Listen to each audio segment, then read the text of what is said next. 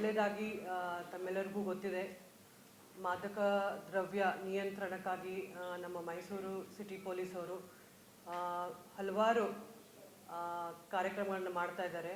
Awareness ಇರ್ಬೋದು ಅಥವಾ ವಿಶೇಷ ಕಾರ್ಯಾಚರಣೆಗಳಿರ್ಬೋದು, ಪೆಡ್ಲರ್ಸ್ ಮೇಲೆ ಆ್ಯಕ್ಟ್ ಹಾಕೋದಾಗಲಿ ಅಥವಾ ಎಕ್ಸ್ಪರಿಮೆಂಟ್ ಮಾಡೋದಾಗಲಿ, ಮತ್ತು ಈವನ್ ಕನ್ಸಂಪ್ಷನ್ ಕೇಸಸ್ ಸಹ ನಾವು ಮೈಸೂರು ಸಿಟಿಯಲ್ಲಿ ಮಾಡ್ತಾ ಇದ್ದೀವಿ. ಈ ಸಲ ನಾವು ಪೆಡ್ಲರ್ಸ್ನ ಸಾಕಷ್ಟು 30 ಜನ ಪೆಡ್ಲರ್ಸ್ನ ನಾವು ಗಡಿಪಾರು ಮಾಡಿದ್ದೀವಿ ಈ ವರ್ಷ.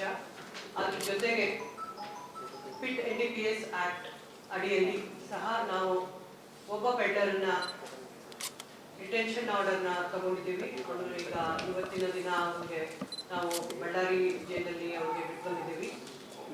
ತಮ್ಮೆಲ್ಲರಿಗೂ ಗೊತ್ತಿರೋ ಹಾಗೆ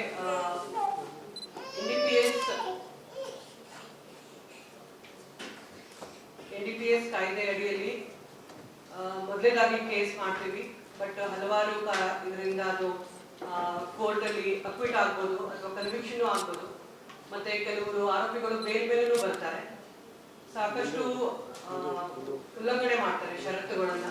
ಅವ್ರನ್ನ ನಾವು ಸೆಕ್ಯೂರಿಟಿ ಕೇಸಸ್ ಅಡಿಯಲ್ಲಿ ಸಹ ನಾವು ಅವ್ರಿಗೆ ಕೇಸಸ್ ಮಾಡ್ತೀವಿ. ಸೊ ನಾವು ಈಗ NDPS ಕಾಯ್ದೆ ಅಡಿಯಲ್ಲಿ ಕೇಸ್ ಮಾಡಿ ಸೆಕ್ಯೂರಿಟಿ ಕೇಸ್ ಮಾಡಿ ರೌಡಿ ಶೀಟನ್ನು ಓಪನ್ ಮಾಡಿ ಅದಾದ್ಮೇಲೂ ಅವನು ತನ್ನ ಏನು ಪೆಡ್ಲಿಂಗ್ ಕೆಲಸ ಇದೆ, ಸಂಗ್ರಹಣೆ ಇರ್ಬೋದು, ಸಾಗಣೆ ಇರ್ಬೋದು ಅಥವಾ ಮಾರಾಟ ಇರ್ಬೋದು, ಅದನ್ನ ಮುಂದುವರಿಸಿದ್ರೆ ಅದರ ಫಸ್ಟ್ ಟೈಮ್ ನಾವು ಈ ಫಿಟ್ NDPS ಆಕ್ಟ್ ಅಡಿಯಲ್ಲಿ ನಾವು ಇದನ್ನ ಮೈಸೂರು ಸಿಟಿಯಲ್ಲಿ ಒಬ್ಬ ಆರೋಪಿನ ಬಂಧನ ಮಾಡಿದ್ದೀವಿ. ಅವನ ಮೇಲೆ 9 ಕೇಸ್ ಇತ್ತು. 9 ಕೇಸಲ್ಲಿ 6 ಕನ್ವಿಕ್ಷನ್ ಆಗಿತ್ತು. 2014 ಇಂದ 2025 ವರೆಗೂ ಅವನು ಪಿರಿಯಾಡಿಕಲಿ ಅವನ ಮೇಲೆ ಕೇಸಸ್ ಇತ್ತು. ಸೊ ಅವನು ಇರ್ಫಾನ್ ಪಾಷಾ ಅಂತ ಹೇಳಿ ಈಗ 32 ವರ್ಷ ಮಂಡಿ ಲಿಮಿಟ್ಸ್ ಮೊಹಲ್ಲಾದಲ್ಲಿ ಇರ್ತಾರೆ. ಅದೇ ರೀತಿ ಈ ನಮ್ಮ ಮೈಸೂರು ಸಿಟಿಯಲ್ಲಿ ಕಾನೂನು ಸುವ್ಯವಸ್ಥೆ ಕಾಪಾಡೋ ನಿಟ್ಟಿನಲ್ಲಿ ಮಾದಕ ದ್ರವ್ಯ ನಿಯಂತ್ರಣ ಇರ್ಬೋದು, ಅದ್ರ ಜೊತೆಗೆ ಈ ರೌಡಿಸಮ್ ಬಗ್ಗೆನೂ ನಾವು ರೀಸೆಂಟ್ ಆಗಿ ಗುಂಡಾ ಆಕ್ಟ್ ಅಡಿಯಲ್ಲಿ ಒಬ್ಬ ಗಣೇಶ ಅಲಿಯಾಸ್ ಗಿನಿ ಅಂತ ಹೇಳಿ ಅವನ ಮೇಲೆ 7 ಕೇಸ್ ಇತ್ತು.